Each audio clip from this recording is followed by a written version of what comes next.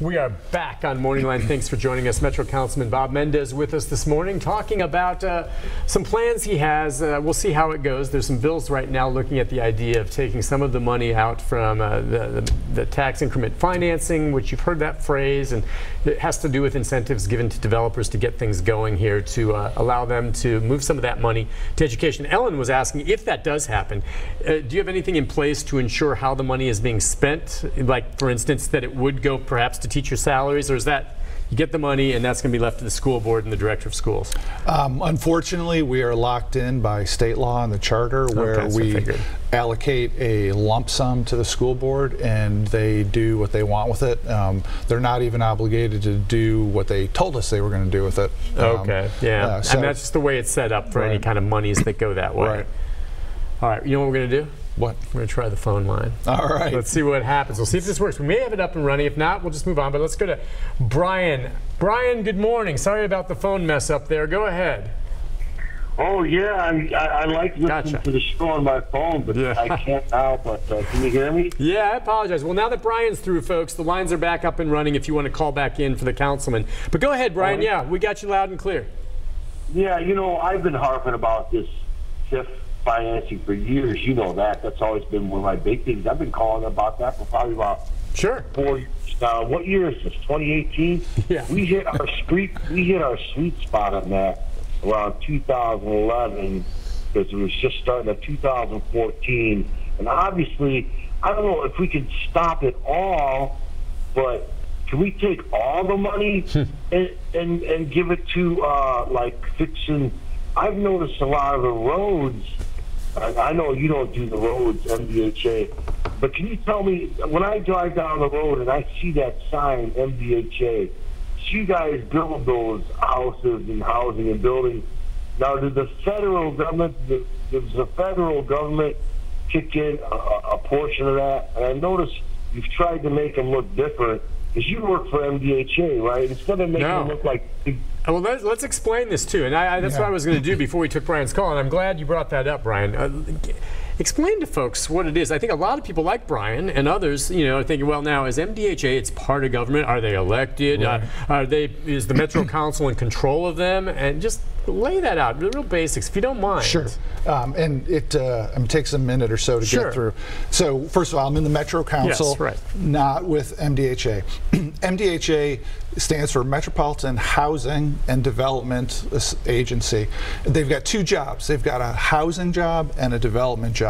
On the housing job, they run the low-income housing that we see around the city, and they get some federal grants for that, but it's largely they need to make that work on the income that they get, and they do a good job with that.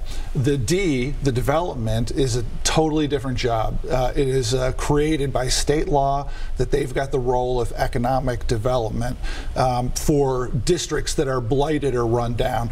So when south of Broadway over by the river, 30 years ago in 1980, I guess maybe that's pushing 40 years ago, was blighted and run down, the city created a redevelopment district that MDHA is in charge of. And these plans last for decades. Right now, the expiration date for most of them is another 20 years out. And during these very long extended periods, the Metro Council has little or no control over what happens in the district. So the caller's question, Brian's question about stopping tax increment financing loans, no. MDHA, that's not a part of the city government. Its board is appointed by the mayor, but it's not part of city government. They're in control of the districts and not Metro. Okay, the folks that are on the board, I guess 7, 8 members, I guess we're not sure exactly how many, but the mayor, is there much turnover to your knowledge? Are there faces that have been there for years? I mean, there's some new, there's some that have been there for years. I think they're either 3 or 5 year terms, and so they'll usually span from one mayoral term to another. And there are people who are onto several terms, and I know we've appointed some new members too. So because they're not part of Metro government in the sense of, like how you just described, I think you're probably right about the housing part of it. Right. And that everyone can kind of see that and understand it, and there's low-income housing that can help families, and that's great.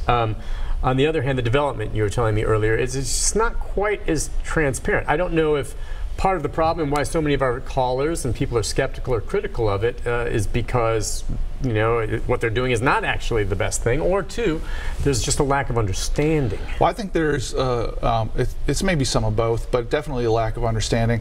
MDHA is set up by state law. It is separate from the metropolitan government, and it is intended to be insulated from the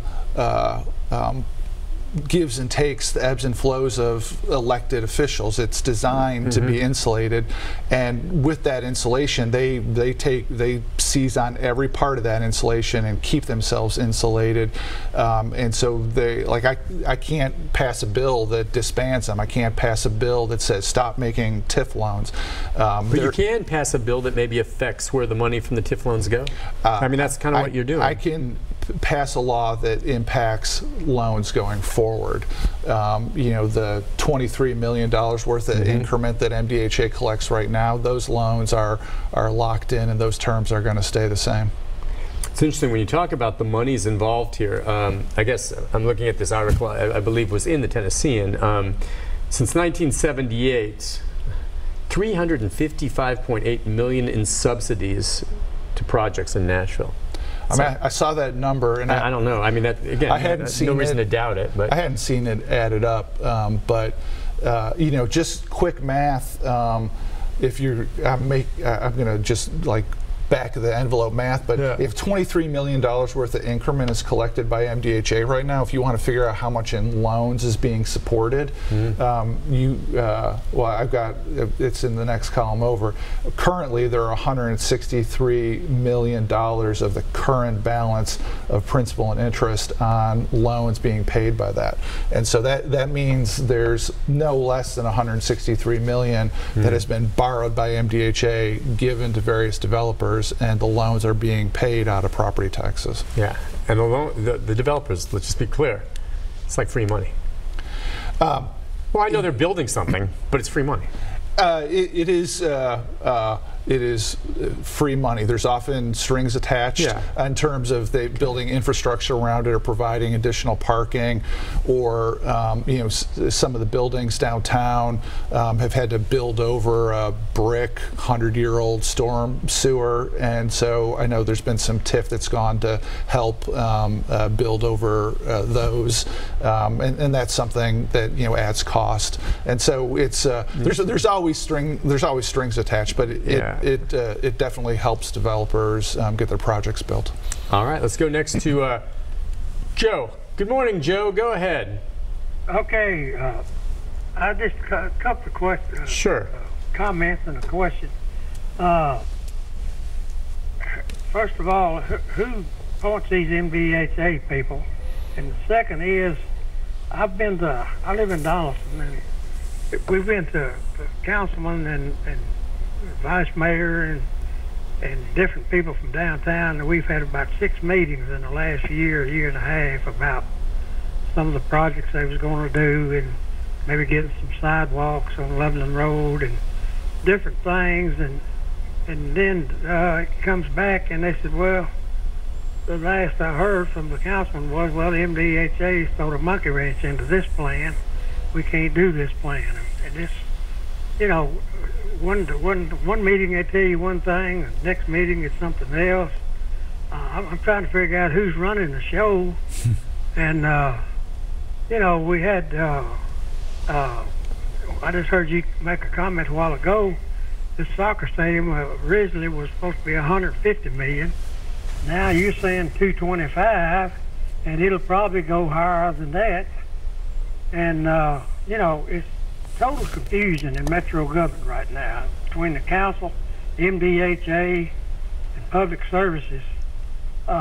It's a mess, I'm telling you, because Channel 5 ran a story last week about some speed cushions out in a couple of areas of Nashville, and to call your councilman and check with Public Works, and I called Public Works, and the woman there told me flat out, said, we don't do speed cushions. And, you know, I said, well, I'm confused, because Channel 4 and Channel 5 both run stories about speed cushions in neighborhoods to slow down the traffic, and now you tell me you don't do it. Who's doing it? You know, I mean, that's the kind of confusion you get when you call on getting something done. And then they run a story on the fire engines falling down and halfway running. And the police department is strung out so far you can call and you might get somebody sometimes when one shift takes over to the next shift 8, 10, 15 calls behind. So, you know, we're in a mess, I'm telling you, and they're spending money like a drunk sailor. And the school system, everybody talks about the school system, every politician does that. And the school director says, well, we're going to run a contract it out to have somebody to check and see what's going on. The state's already caught them doing things wrong. Yeah, he's going down the laundry list there. Sure. I mean, just some of those. The board of MDHA is appointed by the mayor. The soccer stadium, the initial price tag was $225 million, and the legislation we're passing absolutely locks in stone that every single penny over that is paid for by the team. Period. Full stop. That was important to the council after there were cost overruns in the baseball stadium. And you know, the rest of the laundry list, you know, Metro's had a rough year. You know, I don't want to rehash the problems with the former mayor that kicked us off, and now we're going to have 6 elections. You know, today, election day for vice mayor, go vote. You know, we're knocking out our 5th of 6 elections this year, and we'll have another election for mayor in less than a year, 11 months, and there's no question that creates chaos. There's a thirst for leadership, and I'm afraid we're not going to get coherent leadership until after the mayoral election next year. All right, let's go next to Ann. Ann, good morning. Hi, Ann. Good morning. First, I owe Mr. Barris an apology, so I apologize. Oh, nothing. Monday. That's okay. I live in an area that's had a lot of development, and in that time, we lost a lot of new residents when their children start school. We've lost them to either public charter schools or private schools. My question is, does Metro Schools' growth match the city's growth, or are we losing students to private schools, existing and new to Davidson County, or the public charter schools? Okay. I don't know if you're familiar with that. I mean, I can talk a little bit about it. We've got an incredibly diverse school system. I mean, there's over 100 languages spoken in our public schools, and so in a lot of ways, what happens in the public schools is reflecting what's going on in the city. A large part of the growth of population we've got in the city are newcomers from different parts of the world. A lot of the rest of the newcomers are fresh college graduates that you know maybe are 10 years away from having children. I mean, the school system, the city government across the board, there's no question, as we've doubled in size in 25 years, it's been hard to keep up, and the school system is having the same struggles. Yeah, I mean that's the truth. I mean, just with the growth as we go to this. All right, we can take more calls, but I just wanted to get back to the question again with MDHA, and I was just looking at some of this, and again, we did invite some of their members to come on. I know they have a lobbyist, don't they? I think James Weaver represents developers anyway, that's what I mean. Now he says that your proposal would dramatically reduce the amount of money available to the city to incentivize projects. And that's what he told the Tennessean. I mean, that is a factually accurate statement with the possible exception of the word dramatic, which might be a little over dramatic in itself. There's no question that if you say, hey, instead of setting aside every last new property tax dollar on a TIF project, we're only going to set aside 41% to keep for schools and use the other 59 cents for the development, like, yeah, the TIF loan's going to be lower. All right, now, and I guess critics, and you've been skeptic some of the TIF, they're saying they don't need as much money to stimulate as much right now in many of the districts that are thriving. I guess MDHA would say that they don't give money to the districts that are thriving. I don't know. I mean, I look at the Gulch, I don't know how long, but I mean, that's thriving. It seems like there's still more things going on there. Yeah, I mean, one critique I would have is, so if you start a TIF district in a legitimately blighted area, 1980 for Rolling Mill Hill, down by the river there, south of Broadway, like, there's no, I mean, okay, it's run down, that's fine. And then you set aside an amount of dollars that you're going to do for that. Once it looks the way it looks today, like, do you have to actually spend every last dollar because that's what you set aside or said you were going to do? Like, I think most people would say no. Same with the Gulch. If there's more TIF dollars available in the Gulch, I think we'd get pretty unanimous consent around the county, like, okay, we could stop. Like, you don't have to spend every last dollar just because you put it at...